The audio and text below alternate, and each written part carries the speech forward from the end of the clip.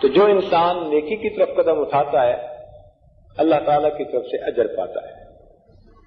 یہ انسان ہے تو خاک کی مٹھی، مگر پروردگار عالم نے اس میں اپنی محبت کا ایک ایسا حصہ رکھ دیا کہ جب وہ شامل ہو جاتا ہے تو یہ اوپر کو اٹھتا ہے، چڑھتا ہے، حتیٰ کہ یہ فرشتوں کو بھی پیچھے چھوڑ جاتا ہے۔ فرشتے بھی حیران ہوتے ہیں اس انسان کی عظمت پر۔ ہمارے سلسلہ علی نقشبندیہ کے بزرگ تھے خواجہ ابوالحسن خرقانی رحمۃ اللہ علیہ، وہ فرماتے تھے کہ 3 مواقع ایسے ہیں کہ فرشتے بھی انسان سے، مومن سے، اللہ کے ولی سے وہ ہیبت کھاتے ہیں۔ 3 موقع ایسے ہیں۔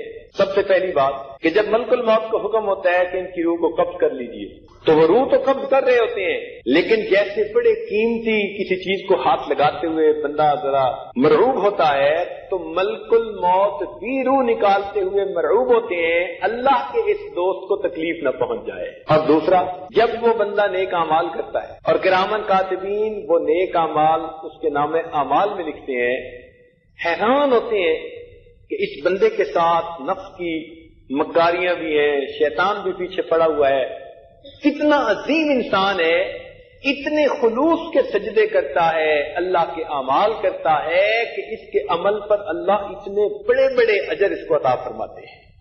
تو فرشتے اس کے اجر کو دیکھ کر حیران ہو جاتے ہیں۔ اور تیسرا فرماتے تھے کہ قبر کے اندر جب منکر نکیر آتے ہیں سوال پوچھنے کے لیے، تو اگرچہ وہ سوال پوچھ رہے ہوتے ہیں مگر سوال پوچھتے ہوئے بھی ان کے دل پر اللہ کے ولی کی ایک ہیبت ہوتی ہے، عظمت ہوتی ہے۔ تو فرشتے بھی حیران ہوتے ہیں اس انسان کی عظمتوں پر کہ باوجود اس نے اپنے نفس کی علائشوں کے اور گندگیوں کے کس طرح اللہ رب العزت کو راضی کرنے کے لیے اعمال کی۔ اس لیے حدیث پاک میں آتا ہے کہ جب انسان نیک اعمال کرتے کرتے اللہ تعالیٰ کا مقرب ہو جاتا ہے، اللہ تعالیٰ فرماتے ہیں یتقرب الی عبدی بالنوافل، بندہ نیک کاموں کے ذریعے سے میرا مقرب ہو جاتا ہے، حتی احبہ، حتیٰ کہ میں اس سے محبت کرنے لگ جاتا ہوں۔ پھر جب میں محبت کرتا ہوں دعا جبرائیل، اللہ تعالیٰ جبرائیل علیہ السلام کو بلاتے ہیں، فرماتے ہیں جبرائیل میں فلاں بندے سے محبت کرتا ہوں، تو جبرائیل علیہ السلام فرشتوں کے اندر جا کر اس بات کا اعلان کر دیتے ہیں۔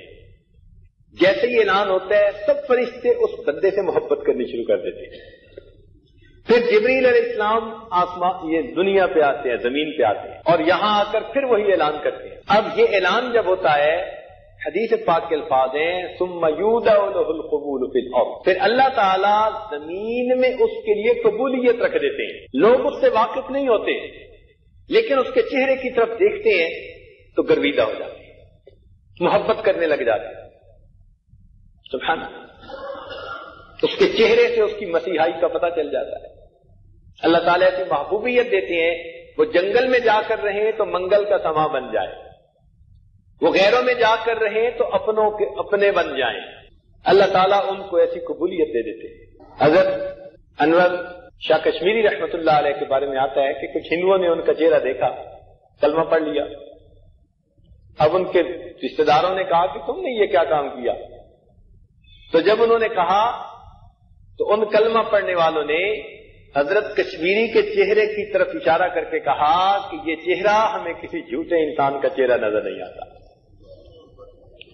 یہ چہرہ کسی جھوٹے انسان کا چہرہ نہیں۔ اللہ تعالیٰ ان کے چہرے پر ایسی زیبائی عطا فرما دیتا ہے، تجلیات دے دیتا ہے، نور دے دیتا ہے کہ بیگانے لوگ بھی ان کو اپنا سمجھنے شروع کر دیتے، بلکہ ان کو دیکھ کر بے اختیار اللہ یاد آتا ہے۔